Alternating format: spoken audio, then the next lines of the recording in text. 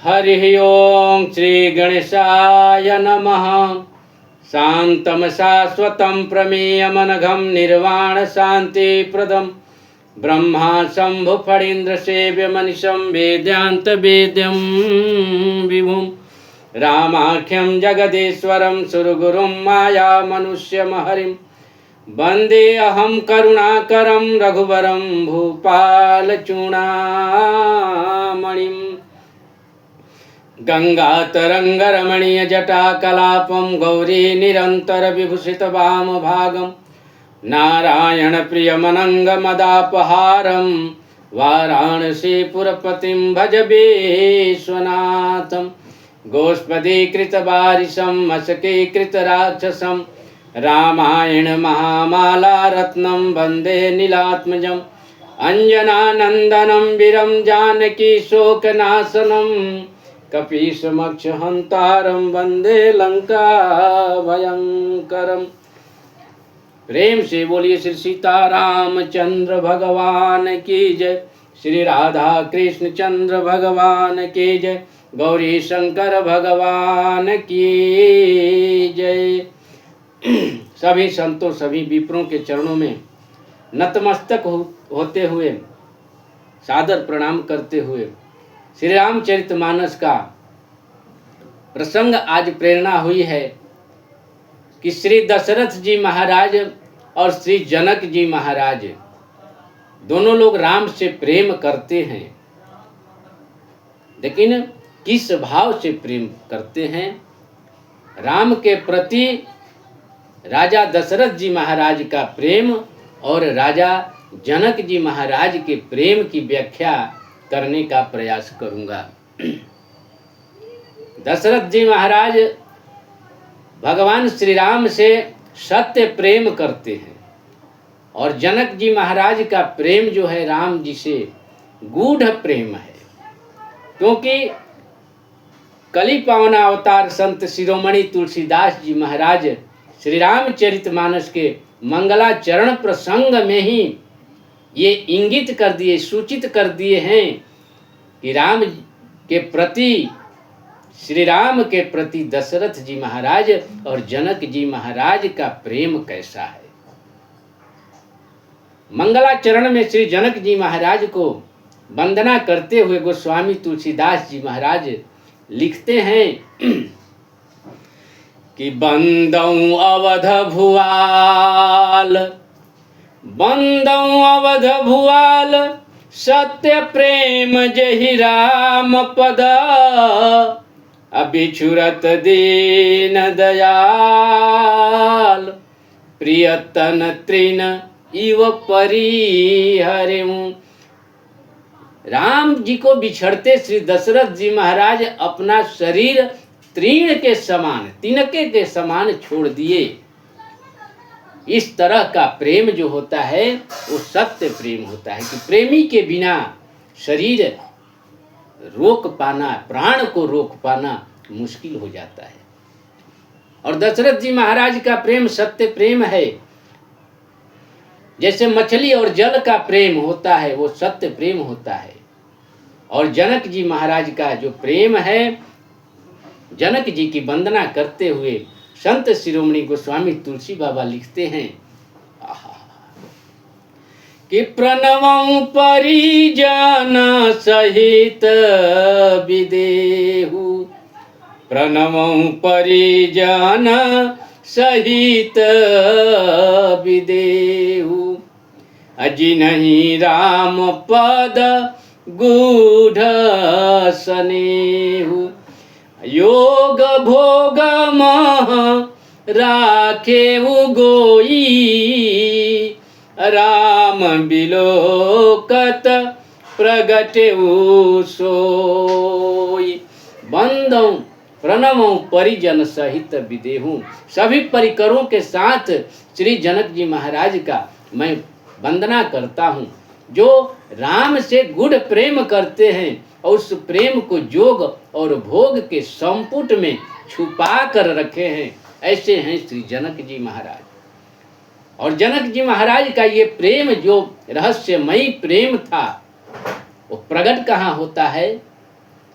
बाबा कहते हैं कि जब श्री जनकपुर के अमराई में जब धनुष यज्ञ के समय श्री विश्वामित्र जी महाराज के साथ राम जी और लक्ष्मण जी जाते हैं धनुष यज्ञ अवलोकन के लिए, उस समय जनकपुर के समीप एक अमराई है, उसी अमराई में दोनों लोग रुकते हैं।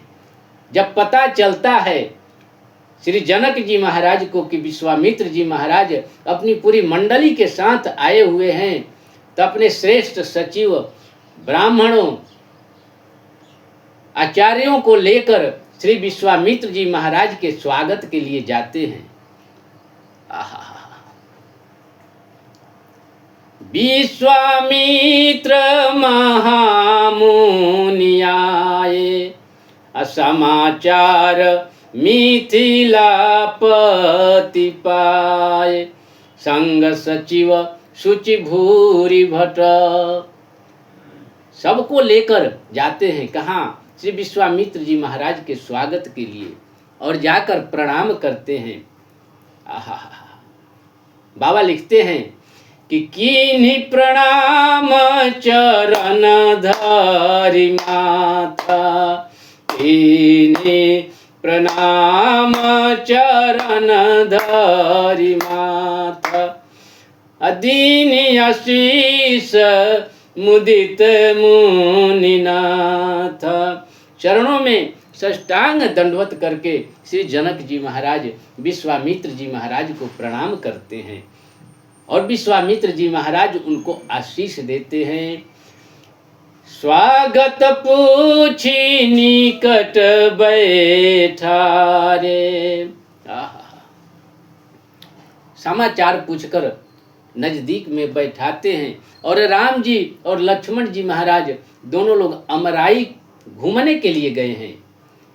जिस समय ये पूरा सभा वहाँ बैठी हुई होती है श्री विश्वामित्र जी महाराज के सामने, उसी समय श्री राम जी और लक्ष्मण जी आते हैं। उठे सकल रघुपति ही निहारी, सब लोग भगवान को आते ही उठे सकल रघुपति जब आए, विश्वामित्र निकट बैठाए। उस समय राम जी का उम्र महज 12-13 साल के हैं, और ये लोग श्रेष्ठ हैं, प्रबुद्ध हैं, लेकिन ये लोग राम जी को आते खड़े हो जाते हैं, क्योंकि राम जी की ऐसी अलौकिक छवि है, ऐसी सुंदरता है कि जिसको देखकर सभी लोग मंत्र मुग्ध हो जाते हैं। और वहीं पर श्री जनक जी महाराज का जो गूढ़ प्रेम था वो प्रकट हो जाता है। बाबा लिखते हैं कि मूरति मधुर मनोहर देखी, मूरति मधुर मनोहर देखी, अभयाऊं विदेह विदेहाभिषेकी, भयाऊं विदेहाभिषेकी, मूर्ति मधुर मनोहर देखी। जब भगवान की उस मनोहर मूर्ति को देखते हैं, उस दिव्य छवि को देखते हैं, तो उनका योग और भोग के संपुट में जो प्रेम था, मणिमय प्रेम, वो प्रकट हो जाता है, और अपने आप को रोक नहीं पाते, क्योंकि वो है विदेह। देह रहते हुए भी सांसारिक वस्तुओं का, सांसारिक चीजों का जिसके ऊपर प्रभाव न पड़े, वो है विदेह। लेकिन भगवान श्री राम के छवि को देखते वो प्रभावित हो गए। भगवान श्री राम को देख रहे हैं, एक टक नेत्रों से देख रहे हैं, और श्री विश्वामित्र जी महाराज से पूछते हैं कि नाथ कहूँ सुंदर दो बालक, अमुनि कुल तिलक कि नृप कुल पालक। हे प्रभु बताइए, ये दोनों सुंदर बालक कौन हैं? नृप कुल तिलक, राजाओं के मुनि कुल तिलक कह दिए। मुनियों का जबकि तिलक राज तिलक नहीं होता है, लेकिन इतने भाव विभोर हैं कि उनके शब्द भी उल्टे पड़ रहे हैं। मुनि कुल तिलक की नृप कुल पालक। और राजाओं को पालक, किसी को पालन करने की जरूरत नहीं होती, वो तो खुद ऋषि महर्षियों का पालन पोषण और संवर्धन करते हैं। क्योंकि राम जी कहते हैं कि तिन्ह के घर अवतरी हूँ जाई, रघुकुल तिलक सोचारियू भाई। तो यहाँ शब्द होना चाहिए था। हमारे पूज्य संत लोग कहते हैं कि नृप कुल तिलक की मुनि कुल पालक, लेकिन यहाँ शब्द भी इतने भाव विभोर हैं। श्री जनक जी महाराज की शब्द भी उल्टे पड़ रहे हैं। अब पूछते हैं कि ब्रह्मा जो निगम नेति कही गावा, उभय भेषधारी की सोयावा। जो ब्रह्म है, जिनका नेति नेति कह के वेद पुराण निगम जिनकी व्याख्या करता है, निरूपण करता है, क्या वही ब्रह्म दो रूप में आ गए हैं? इन्हीं बिलोकत अति अनुरागा, अबर बस ब्रह्म सुख ही मन त्यागा। कहते कि इनको देखकर मेरा मन जो हमेशा ब्रह्म में लीन रहता है, वो बरबस ब्रह्म को छोड़कर इनके सुंदरता को देखने में लग गया है। हे प्रभु, ये कौन है? तो वहां पर श्री जनक जी महाराज का जो गूढ़ प्रेम है, योग भोग के संपुट में राम भक्ति रूपी मणि को जो छुपा कर रखे हैं, वहां प्रकट हो जाता है। तो श्री जनक जी महाराज का प्रेम राम जी के प्रति गूढ़ प्रेम है। और श्री दशरथ जी महाराज के जो सत्य प्रेम है, जब मनु के रूप में श्री दशरथ जी महाराज और श्री कौशल्या माता शतरूपा के रूप में थीं, और नैमिषारण्य में जाकर दोनों लोग जब तप कर रहे थे भगवान को पाने के लिए, सारे वरदान तो मांग लिए, लेकिन अंत में भगवान जब चलने लगे तो श्री मनु जी महाराज भगवान श्री राम के पैर पकड़ लिए और क्या कहते हैं कि बंदी चरण मानु कहे उ बहोरी, और एक बीनती प्रभु मोरी। कहते हैं कि हे प्रभु, एक और विनती रह गया है, एक और हमारी इच्छा है। भगवान तो उदार हैं, कहे कि बोलिए। श्री दशरथ जी महाराज कहते हैं कि सुत विषयिक तव पद राति होई, सुत विषयिक तव पद राति होई, मोहे अति मूढ़ कहे कीन कोई। कहते हैं कि पिता के चरणों में पुत्र का प्रेम होता है, लेकिन उसका अपोजिट मांग रहे हैं, उल्टा कह रहे हैं कि हे प्रभु, जब आप हमारे बेटा बनकर आओगे तो मेरा प्रेम आपके चरणों में रहे, आपका प्रेम हमारे चरणों में नहीं। प्रभु, ये इतना बोध हमको कराते रहना ताकि मेरा जो प्रीति है, प्रेम है, अनुराग है, वो आपके श्री चरणों में हो। भगवान श्री राम कहते हैं कि ये तो दुनिया वाले कहेंगे, मूर्ख कहेंगे ऐसे पिता को, क्योंकि पुत्र का पिता के चरणों में प्रेम होना चाहिए। लेकिन कह रहे हैं श्री दशरथ जी महाराज कि दुनिया कुछ भी कहे, हमको कोई परवाह नहीं है, मोहे अति मूढ़ कहे कि न कोई।